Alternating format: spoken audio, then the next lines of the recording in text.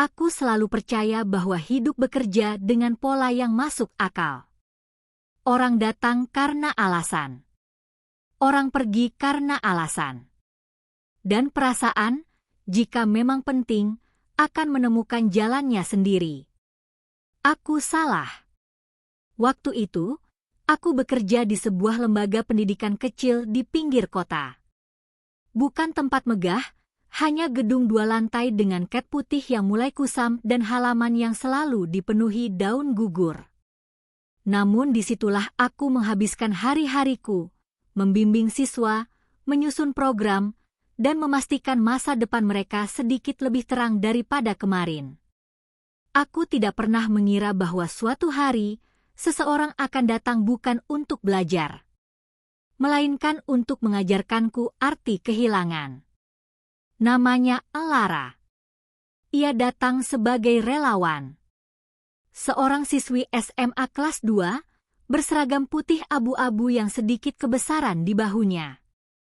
Rambutnya selalu diikat rapi, tapi beberapa helai nakal sering jatuh ke dahinya.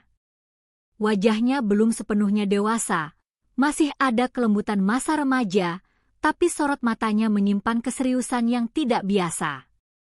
"Selamat pagi, Kak. Saya Lara," katanya saat pertama kali kami bertemu. Suaranya tidak gemetar, tapi jelas ada gugup yang tertahan. Aku mengangguk, menyalaminya. "Silakan, kamu bisa mulai membantu di ruang arsip." Sejak hari itu, Lara menjadi bagian kecil dari rutinitasku. Ia selalu datang lebih awal, menyusun berkas, menyapu ruang baca, menyiapkan kopi untuk staf tanpa pernah diminta. Dan yang paling membuatku terkesan, ia tidak pernah mengeluh. Aku sering melihatnya duduk di pojok ruang baca saat istirahat, membaca buku-buku tebal tentang psikologi, kepemimpinan, atau pengembangan diri. Tidak seperti kebanyakan remaja seusianya yang lebih suka menatap ponsel, Lara menatap masa depan dengan mata terbuka. "Kenapa kamu membaca yang berat-berat begitu?" tanyaku suatu sore. Ia tersenyum kecil. "Karena saya ingin menjadi seseorang yang mengerti manusia, Kak." Jawaban itu membuatku terdiam. Tidak banyak remaja yang tahu apa yang ingin mereka mengerti. Sejak saat itu, tanpa kusadari, aku mulai memperhatikannya lebih sering. Cara ia menulis dengan huruf kecil rapi. Cara ia menunduk ketika berpikir. Cara ia selalu mengucapkan terima kasih seolah setiap bantuan adalah hadiah besar. Namun aku tidak pernah melihatnya sebagai lebih dari seorang anak baik. Setidaknya, itu yang kukatakan pada diriku sendiri. Suatu hari, hujan turun deras saat jam kerja hampir usai. Banyak staf sudah pulang. Aku masih di ruang kerja, menyelesaikan laporan. Lara berdiri di depan pintu dengan payung lipat di tangan. "Kak belum pulang?" tanyanya. "Sebentar lagi." Ia ragu sejenak, lalu berkata, "Kalau mau, saya bisa menunggu." Hujannya deras. Aku mengangguk. "Baik." Kami duduk di ruang tunggu kecil. Hanya suara hujan dan jam dinding yang berdetak. Tidak canggung. Tidak juga terlalu dekat. "Kalau boleh tahu," katanya pelan, "Kak suka pekerjaannya?" Aku berpikir sejenak. Aku suka melihat orang berkembang. Itu cukup. Ia tersenyum. "Aku ingin seperti itu suatu hari nanti." "Kamu pasti bisa." Ia menatapku dengan cara yang berbeda saat itu, bukan seperti murid menatap pembimbing, tapi seperti seseorang yang menyimpan sesuatu di dalam dadanya. Aku tidak menangkap maknanya. Aku terlalu sibuk menjadi orang dewasa yang merasa sudah tahu segalanya. Hari-hari berlalu. Lara tetap hadir. Tetap membantu. Tetap diam-diam memperhatikanku. Aku melihatnya suatu kali memandangku dari balik rak buku. Saat tatapan kami bertemu, ia buru-buru berpaling, pipinya memerah. Aku tertawa kecil. "Kamu kenapa?" "Tidak apa-apa," katanya cepat. Aku menganggapnya lelah. Atau gugup. Atau remaja. Aku tidak tahu bahwa di balik setiap tatapan itu, ada perasaan yang sedang tumbuh tanpa izin. Perasaan yang suatu hari akan mengetuk pintu hidupku dan mengubah segalanya. Dan aku, dengan semua kedewasaanku, tidak menyadari bahwa cinta paling berbahaya bukanlah yang datang terlalu cepat, melainkan yang datang diam-diam, lalu bertahan lebih lama dari yang seharusnya. Hari itu, langit cerah seperti tidak pernah mengenal hujan. Sinar matahari menembus jendela-jendela besar lembaga tempatku bekerja, memantulkan debu halus yang melayang-layang di udara. Aku sedang berdiri di depan papan tulis, menjelaskan materi kepada beberapa siswa ketika mataku menangkap sosok Lara di ambang pintu. Ia tidak masuk.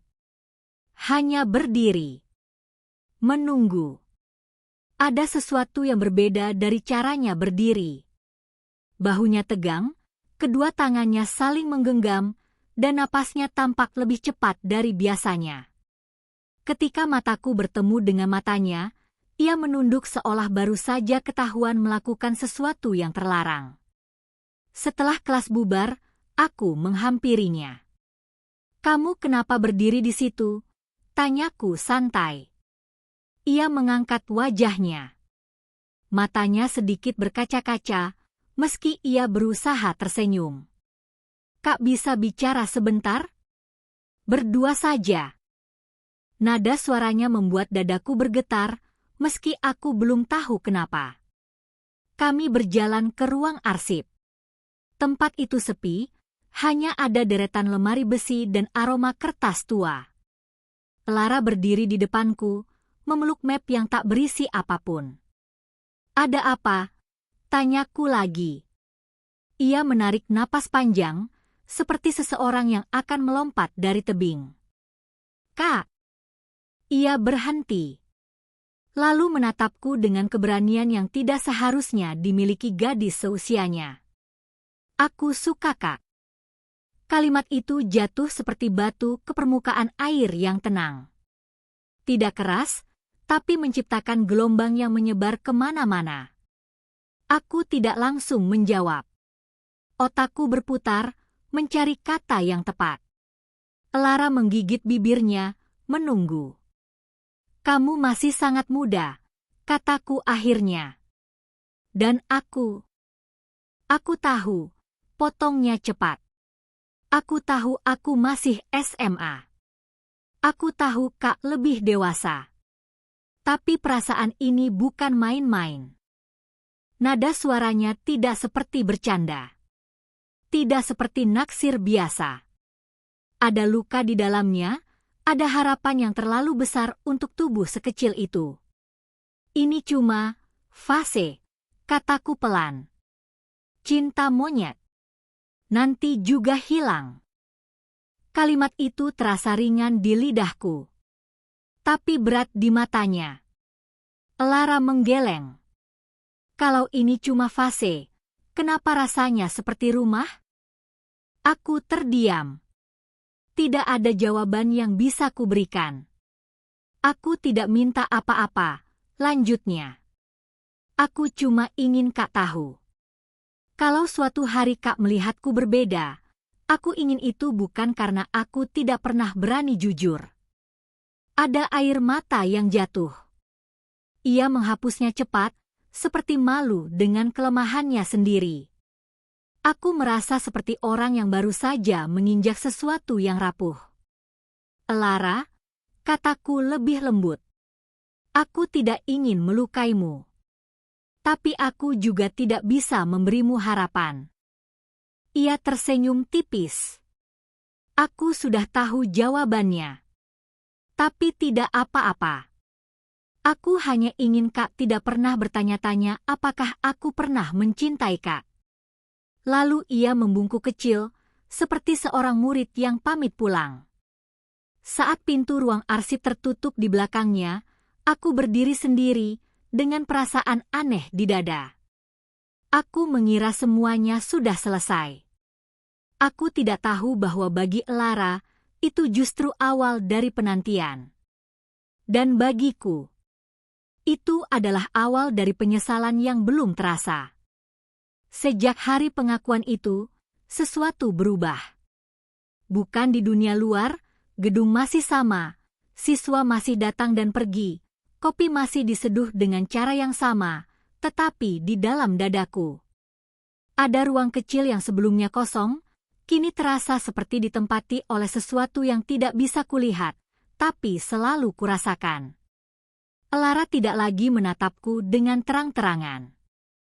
Tidak lagi berdiri di ambang pintu hanya untuk melihatku. Tidak lagi mencari-cari alasan untuk berada di dekatku. Sebaliknya, ia menjadi lebih tenang. Lebih rapi. Lebih dewasa dalam jarak. Itulah yang membuatku gelisah. Sebelumnya, kehadirannya adalah cahaya kecil yang tidak menuntut apa-apa. Kini, ia seperti bintang yang menjauh, tetap bersinar, tetapi tidak lagi bisa kuraih. Aku mulai menyadari hal-hal yang dulu tak kupedulikan. Cara ia menyebut namaku dengan nada yang terlalu lembut. Cara ia menyimpan setiap pesan singkat yang kukirimkan padanya, bahkan yang sekadar berisi tugas. Cara ia selalu menungguku selesai bekerja, meski hujan, meski malam, meski tubuhnya sendiri sudah lelah. Dan yang paling menyakitkan, aku mulai merindukannya justru saat ia berhenti mendekat. Suatu sore, aku melihatnya di halaman, duduk sendirian di bangku kayu di bawah pohon flamboyan. Angin menggerakkan daun-daun merah yang gugur, menempel di rambutnya. Aku menghampirinya. "Kamu tidak pulang?" tanyaku. Ia mengangkat wajahnya. Senyum kecil muncul, tapi tidak sampai ke matanya. Sebentar lagi. Aku duduk di sampingnya. Ada jarak yang dulu tidak ada. "Kamu terlihat berbeda," kataku. Ia menatap lurus ke depan. Aku hanya belajar menjadi lebih tenang. Aku ingin bertanya, "Karena aku?" Tapi aku tidak berani. Kami duduk dalam diam. Dulu, diam bersama Elara terasa hangat. Sekarang terasa seperti jarak yang membentang. "Aku tidak ingin membuat Kak tidak nyaman," katanya tiba-tiba. "Jadi aku akan menjaga jarak." Kalimat itu tidak diucapkan dengan nada menyalahkan. Justru itulah yang membuatnya terasa lebih menyakitkan. "Kamu tidak membuatku tidak nyaman," kataku cepat. Ia tersenyum tipis. "Mungkin Kak tidak sadar. Tapi aku bisa merasakannya." Aku tidak tahu harus menjawab apa. Karena sebagian diriku memang nyaman dengan perhatiannya. Dan sebagian lain takut pada apa yang mungkin tumbuh dari sana. Waktu berjalan. Bulan berganti. Elara naik kelas. Ia menjadi lebih tinggi, lebih percaya diri. Anak-anak lain mulai memperhatikannya. Aku melihat beberapa siswa laki-laki mencoba berbicara dengannya, mengajaknya tertawa. Setiap kali itu terjadi, dadaku terasa aneh. Cemburu. Aku menyadarinya suatu hari saat melihat seorang siswa memberikan Elara sebatang coklat. Ia tersenyum dan menerimanya. Aku berdiri di kejauhan, merasa seperti seseorang yang baru kehilangan sesuatu, meski tidak pernah memilikinya. Aku marah pada diriku sendiri. Dia masih anak-anak. Ini tidak benar. Tapi perasaan tidak mengenal usia. Ia hanya tahu bertahan. Suatu malam, aku menemukan Elara di ruang baca, sendirian. Lampu kuning membuat wajahnya tampak lebih lembut. Kamu masih di sini? Tanyaku. Ia mengangguk. Aku sedang menyelesaikan laporan. Aku duduk di seberangnya. Kamu tidak perlu memaksakan diri. Aku tidak memaksakan. Aku hanya tidak ingin pulang terlalu cepat. Ada sesuatu di matanya. Kenapa? Ia ragu.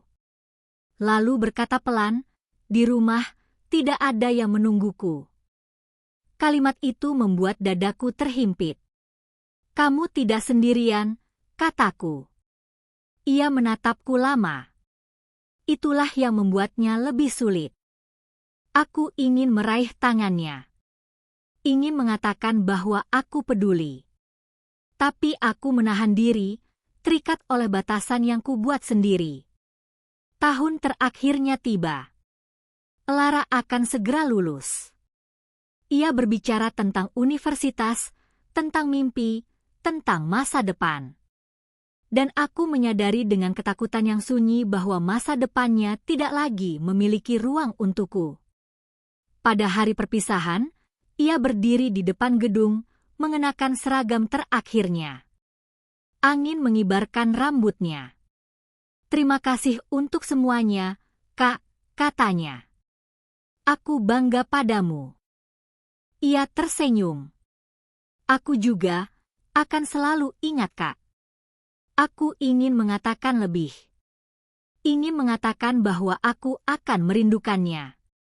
Tapi yang keluar hanya, jaga diri. Ia berjalan pergi. Dan untuk pertama kalinya, aku merasa benar-benar kehilangan. Bukan karena ia pergi. Tapi karena aku membiarkannya pergi tanpa pernah tahu bahwa di suatu sudut hatiku, cintanya tidak pernah benar-benar ditolak. Hanya tidak pernah diizinkan untuk hidup. 5 tahun berlalu bukan seperti hujan yang turun perlahan, melainkan seperti angin yang menyapu segalanya tanpa memberi kesempatan untuk bersiap.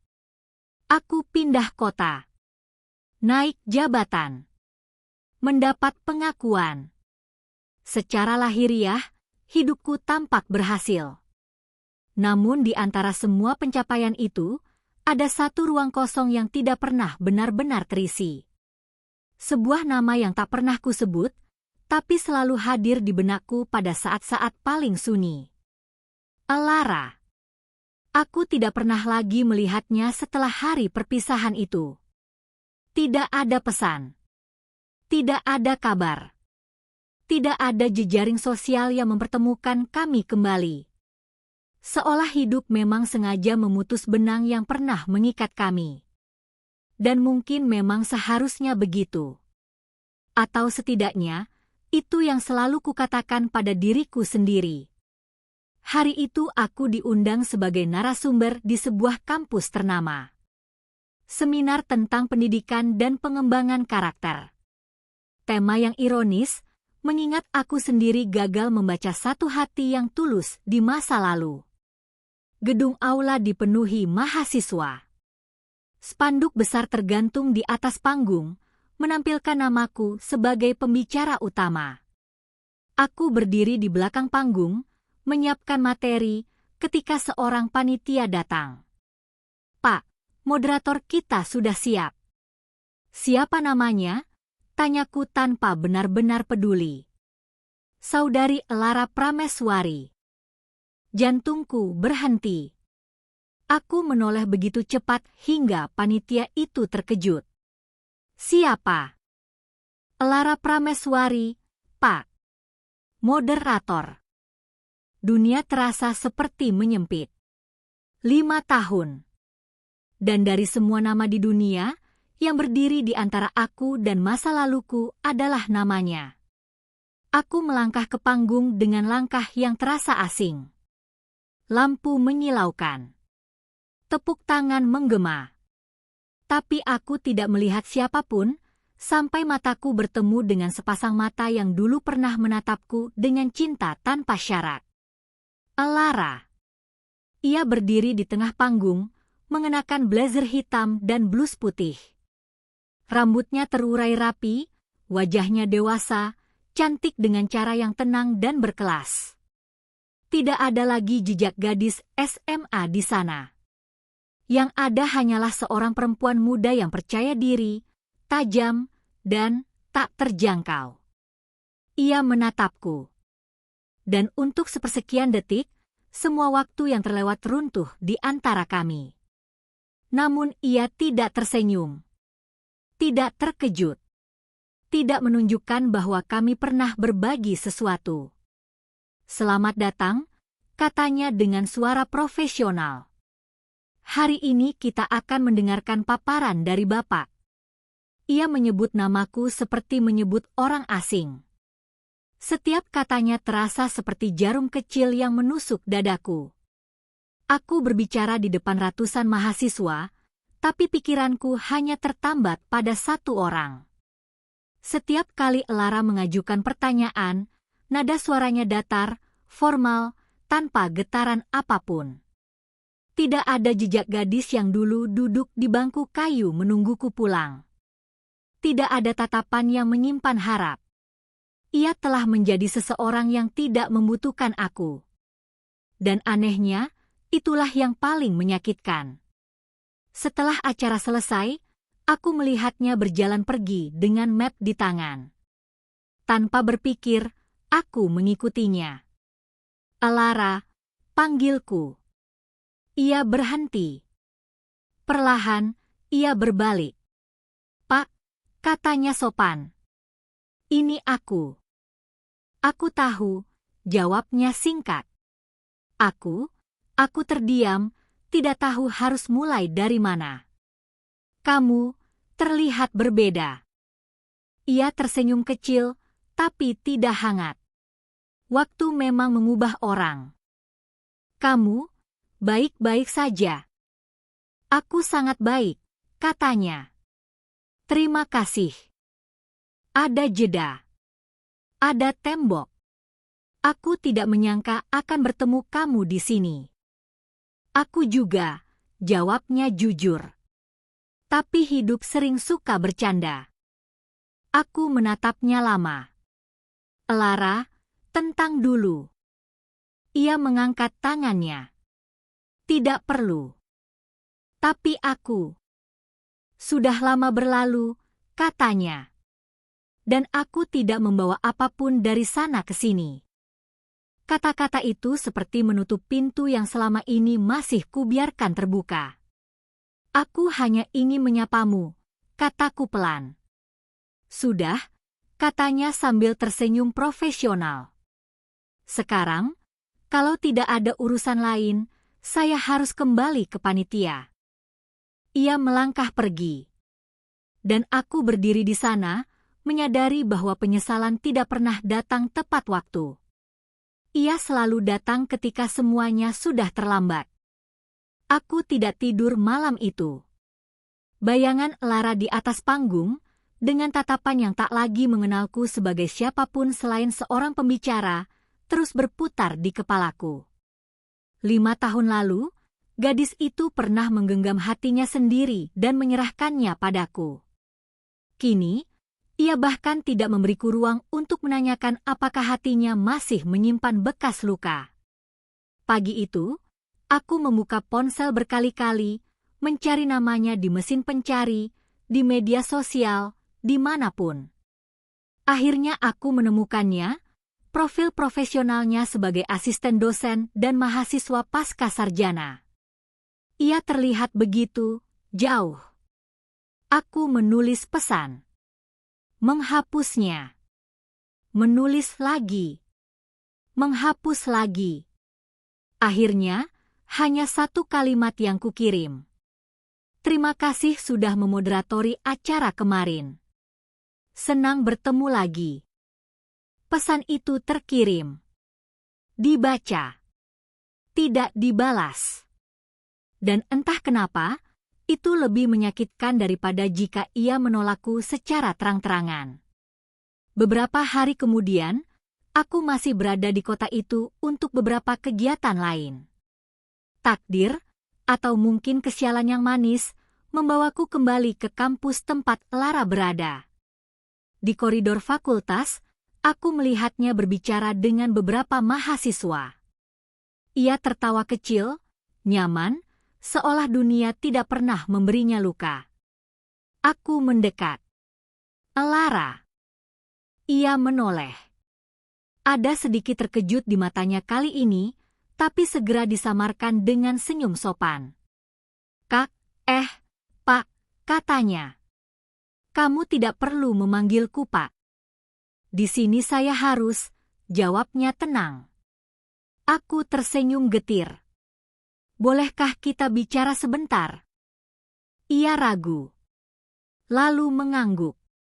Kami berjalan ke taman kecil di samping gedung, tempat bangku-bangku kayu berjajar di bawah pohon rindang. Angin sore membawa aroma tanah dan bunga. Apa yang ingin Kak bicarakan? Tanyanya. Kamu berubah. Itu bukan hal yang buruk. Tidak, kataku. Aku hanya tidak tahu harus bersikap apa. Ia menatap lurus ke depan. Dulu Kak juga tidak tahu. Kalimat itu menusuk. Aku menyesal, kataku pelan. Tentang caraku memperlakukan perasaanmu. Ia tertawa kecil, tanpa humor. Kak tidak memperlakukannya dengan buruk. Kak hanya tidak memilihnya. Aku ingin mengatakan bahwa aku takut. Bahwa aku bingung. Bahwa aku menyukainya lebih dari yang kuakui. Tapi semua alasan itu terasa terlalu kecil dibandingkan waktu yang telah berlalu. Aku sudah tidak memikirkan itu lagi, katanya. Aku punya hidup sekarang. Kamu bahagia? Ia menatapku. Untuk pertama kalinya sejak kami bertemu kembali, aku melihat sesuatu di matanya, bukan cinta, bukan benci, tapi sesuatu yang seperti luka yang telah mengering. Aku damai. Damai. Bukan bahagia. Bukan juga sedih. Hanya damai. Dan entah mengapa, itu lebih menyakitkan. Sebelum pergi, Clara berkata satu hal yang akan terus terngiang di kepalaku.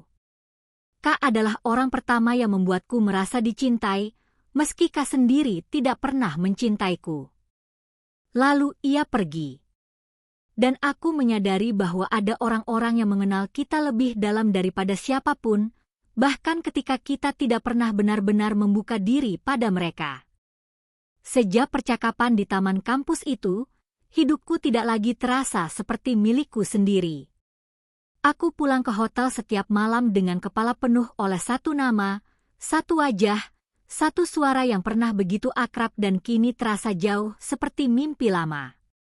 Clara tidak lagi hadir sebagai gadis remaja yang duduk di bangku kayu menungguku selesai bekerja.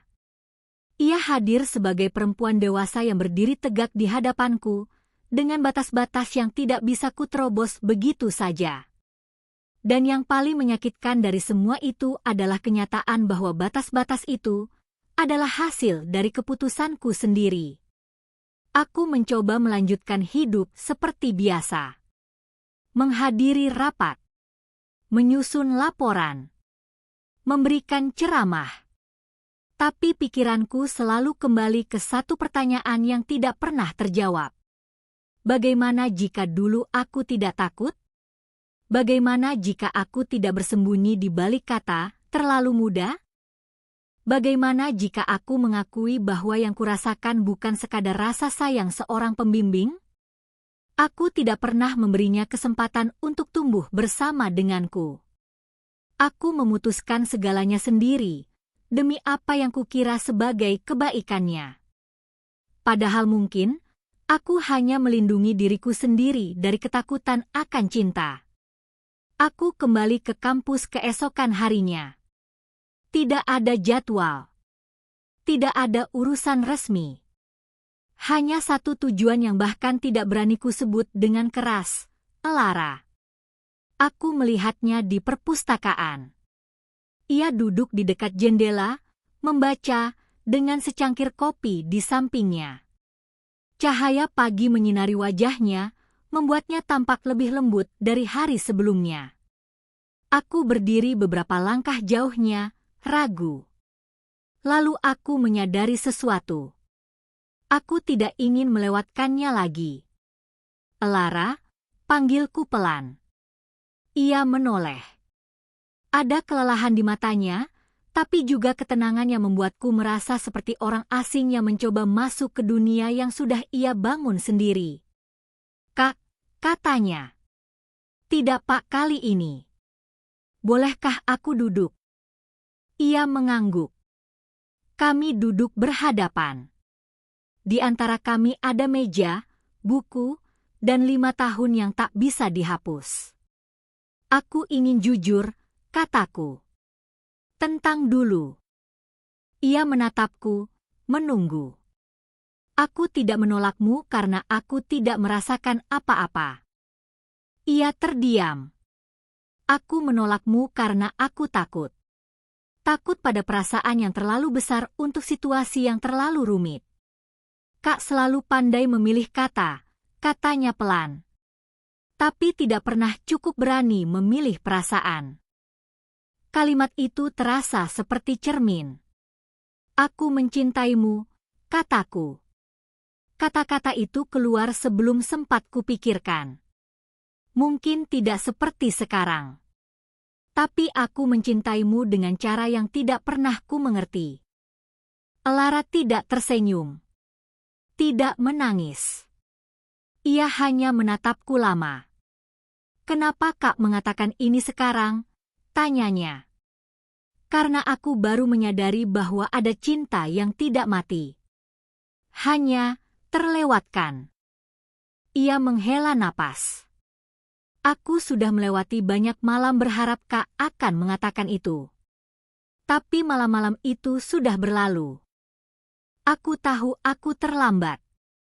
Dan aku sudah belajar bagaimana hidup tanpa menunggu.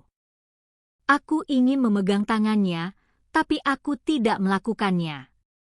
Aku tidak berhak." Elara bercerita tentang hidupnya. Tentang kuliah. Tentang bagaimana ia hampir berhenti percaya pada cinta. Tentang seseorang yang sempat dekat dengannya, tapi tidak pernah benar-benar mengisi ruang yang pernah kutinggalkan. "Aku tidak pernah membencimu," katanya.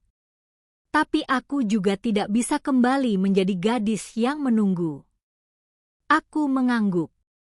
"Itu adil. Kak adalah bagian dari siapa aku sekarang," lanjutnya. "Tapi Kak bukan lagi masa depanku." Setiap kata terasa seperti daun gugur di dadaku. "Apakah masih ada ruang untuk kita?" tanyaku. Ia tersenyum sedih. "Aku tidak tahu. Tapi aku tahu satu hal, aku tidak ingin lagi hidup dalam kemungkinan. Aku ingin kepastian. Aku ingin memberinya kepastian itu.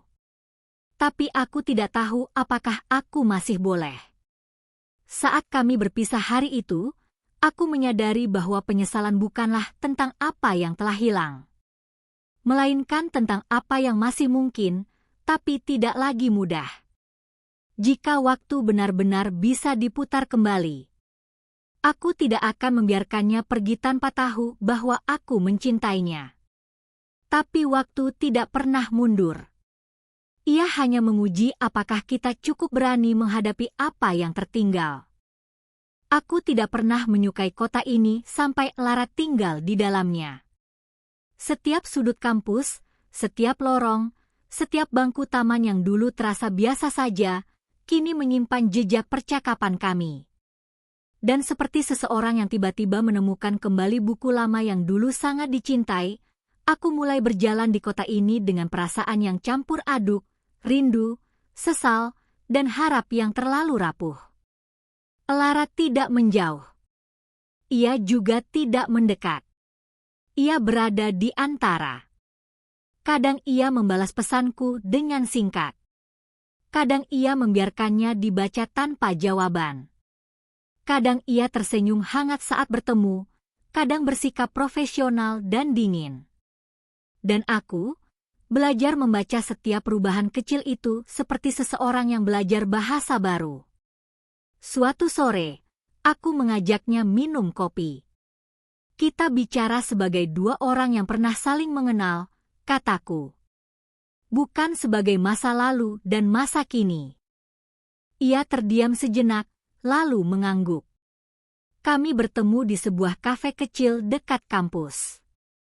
Musik pelan mengalun, dan cahaya sore menyinari wajahnya, membuatnya tampak seperti Lara yang dulu dan Lara yang sekarang dalam satu waktu. Apa yang Kak harapkan dari pertemuan ini? Tanyanya. Aku menatap cangkir kopi di depanku. Aku ingin tahu, apakah masih ada aku di hatimu? Ia tidak langsung menjawab. Ia menatap keluar jendela, melihat orang-orang lalu lalang. Aku menyimpan Kak terlalu lama, katanya akhirnya. Aku menyimpan Kak ketika aku sendiri butuh dicintai. Ketika aku kesepian. Ketika aku tumbuh. Aku tahu. Dan sekarang, aku lelah menyimpan. Kata-katanya tidak marah. Hanya jujur.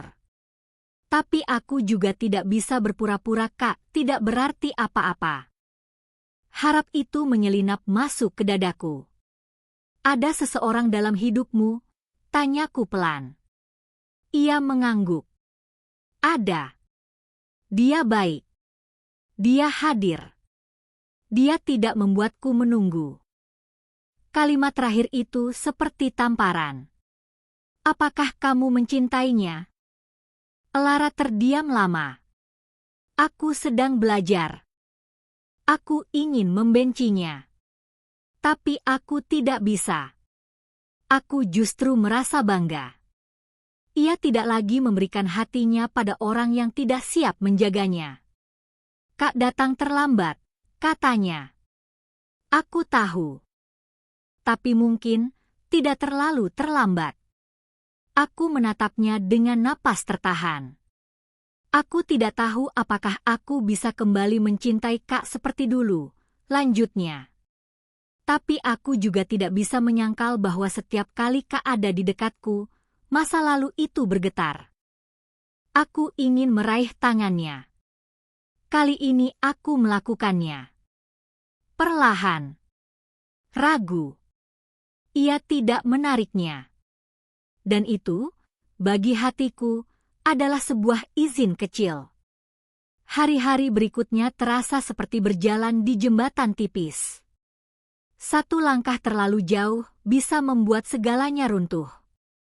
Kami berbicara lebih sering. Tertawa lebih mudah.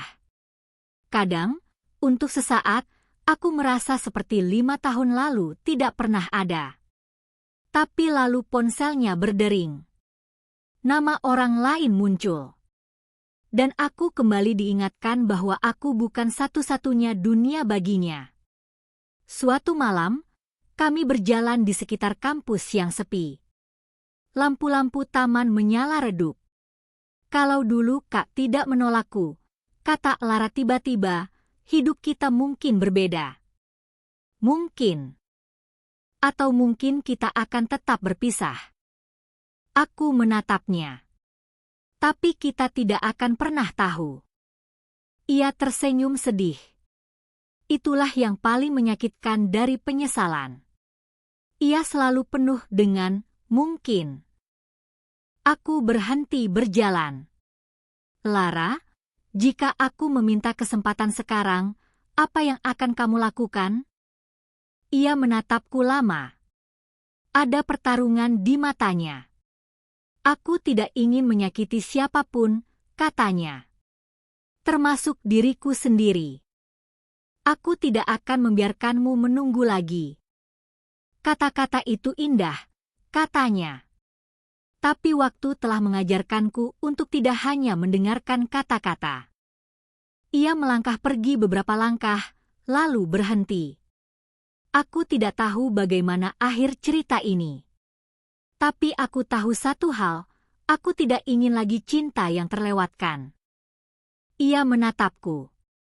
Jika Kak benar-benar ingin memperjuangkanku, Kak harus siap kehilangan. Aku mengangguk.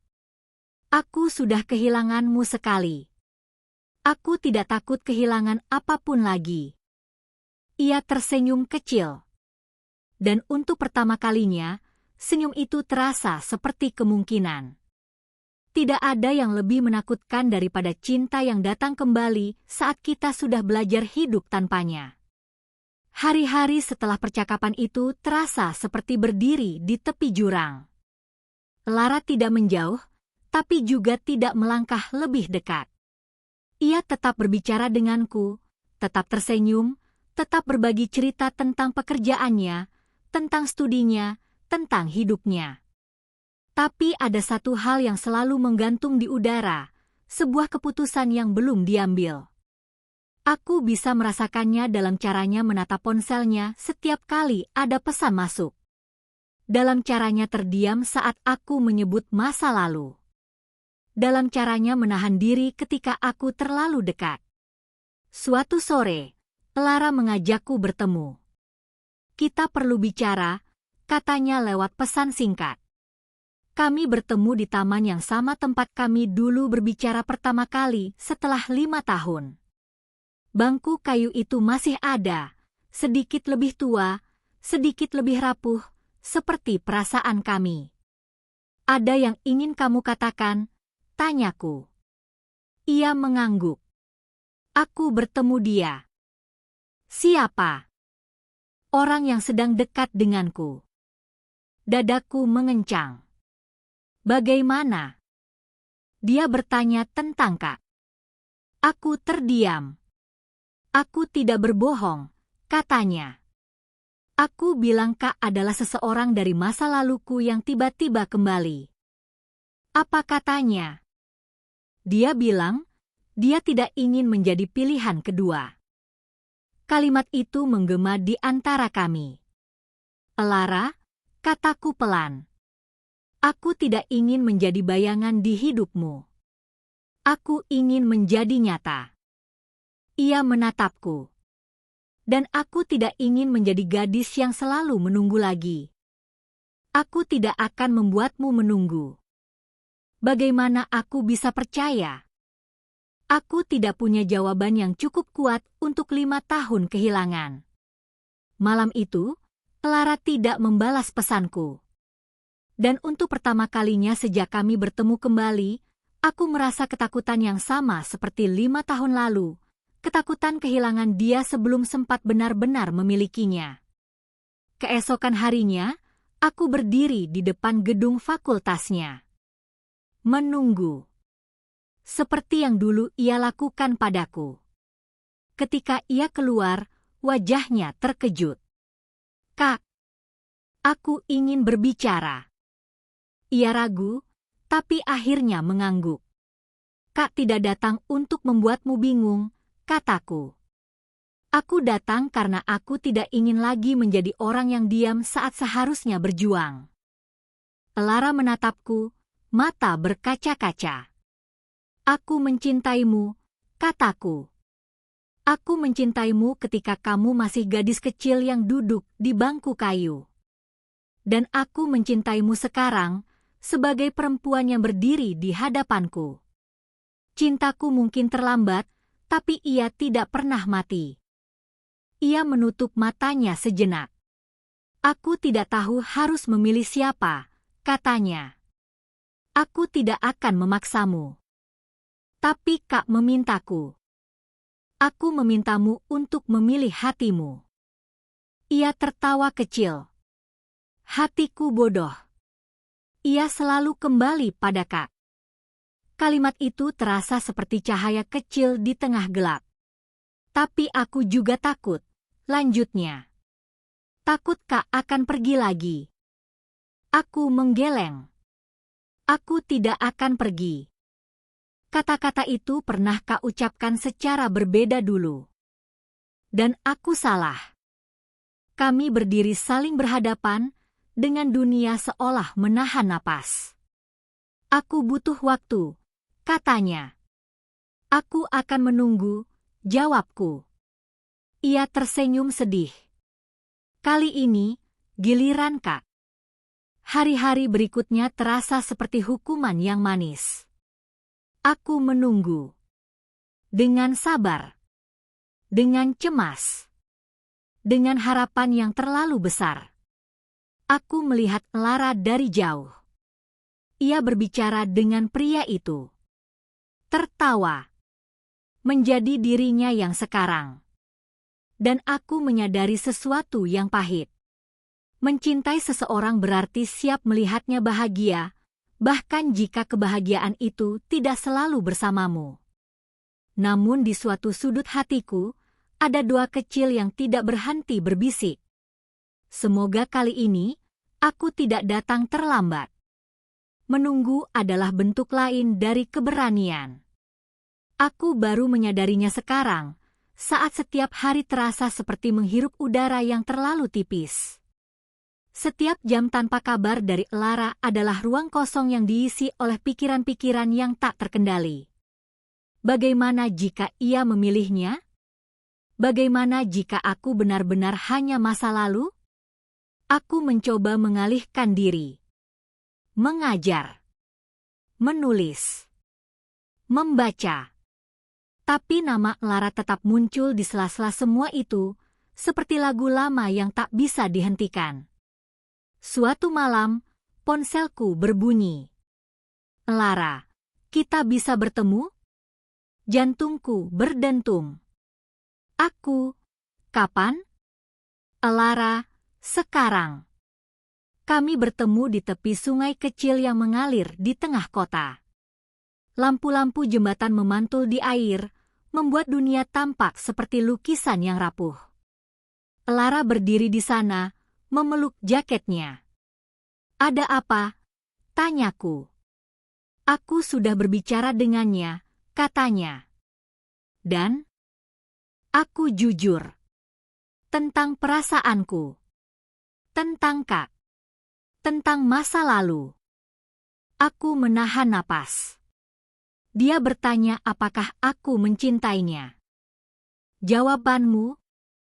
Lara menatap air.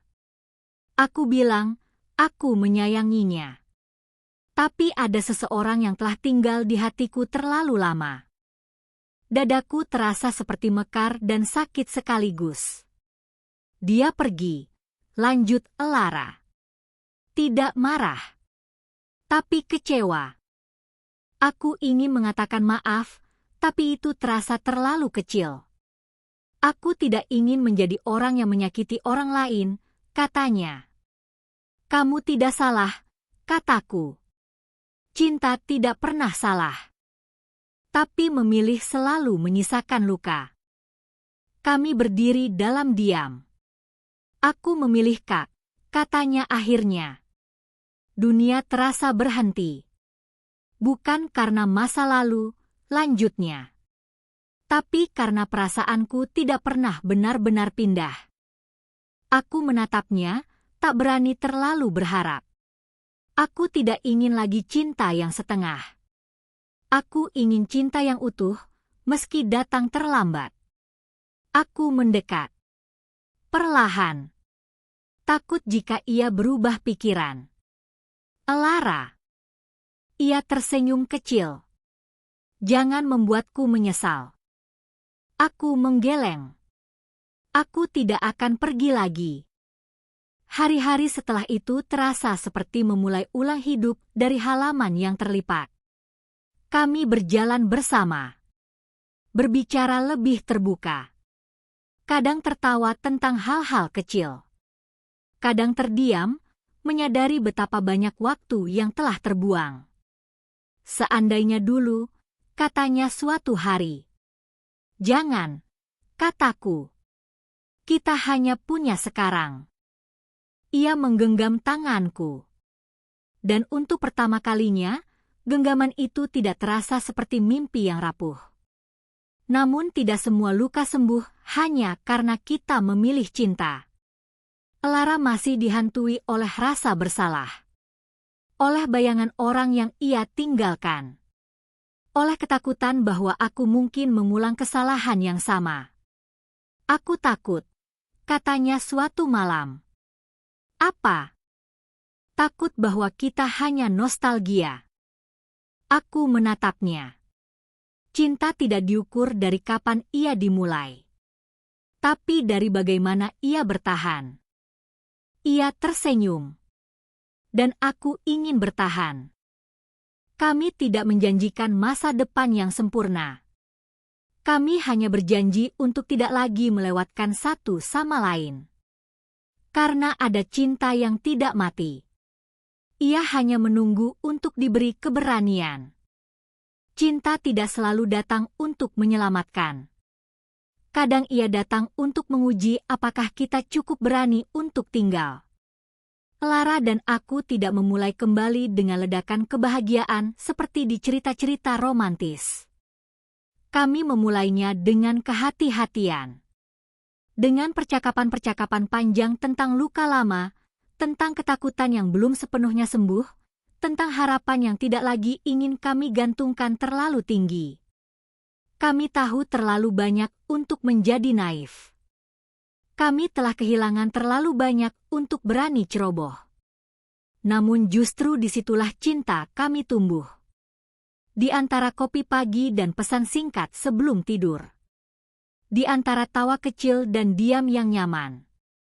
Di antara dua orang yang akhirnya jujur tentang apa yang mereka rasakan. Suatu hari, Lara berkata, "Aku masih takut." "Apa yang paling kamu takutkan?" tanyaku. "Takutkah akan pergi lagi tanpa sadar?" Aku menatapnya lama. Kalau aku pergi, kali ini aku akan mengatakannya. Aku tidak akan menghilang. Ia tersenyum. Itu sudah cukup bagiku. Kami tidak berjanji untuk selalu bahagia. Kami hanya berjanji untuk selalu hadir. Aku sering teringat pada gadis SMA yang dulu berdiri di ruang arsip dengan keberanian yang terlalu besar untuk tubuhnya yang kecil. Jika aku bisa kembali ke hari itu, aku akan berkata, "Maaf, aku tidak cukup berani saat kamu sedang paling tulus."